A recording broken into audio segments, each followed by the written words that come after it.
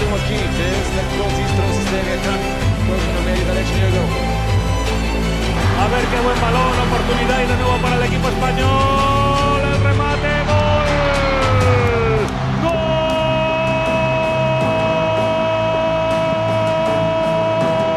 Balón para Alex Baena, buen centro. Miquel Merino intentaba llegar al remate, el disparo desde fuera.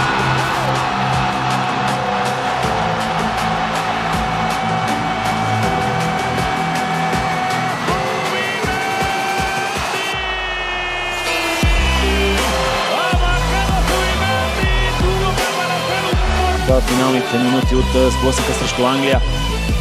Оярсабъл срещу Фербрюген. Изстрел на Оярсабъл. 1-0 за Испания. Право в долния ляв ъгъл за Дип би топката. Микел Оярсабъл. Vamos a ver la mina, el centro, muy cerrado, José. Otra parada de Kobe, aunque están pidiendo gol. Están pidiendo gol. ¡Gol!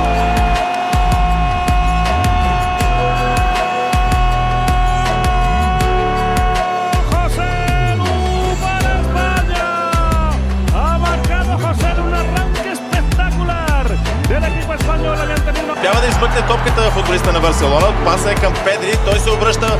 Подаването е за Нико Уилямс и това е 1-0 за Испания.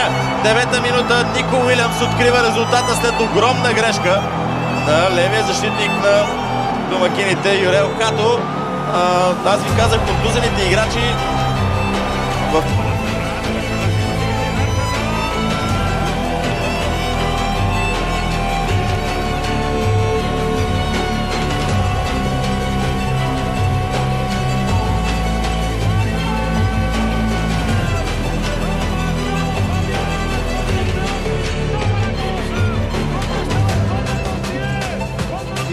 Браво, много с личен психолог. Мората успя да се обърне фал в наказателното поле и това ще бъде Дуспа. Отлична работа свърши Алваро Мората и сигурно беше препънат тук. Удар на Педри, спасяване на Ивонан Вого. Страхотна намеса. След това изстрел на Нико Уилямс. Още един удар. Резултатът е открит. Ереми Пино.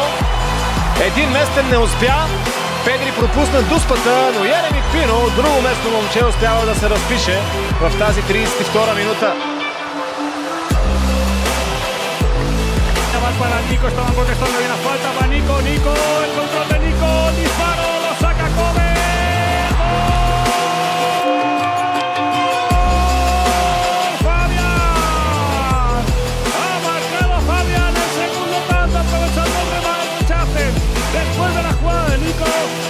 Se hayan quedado protestando.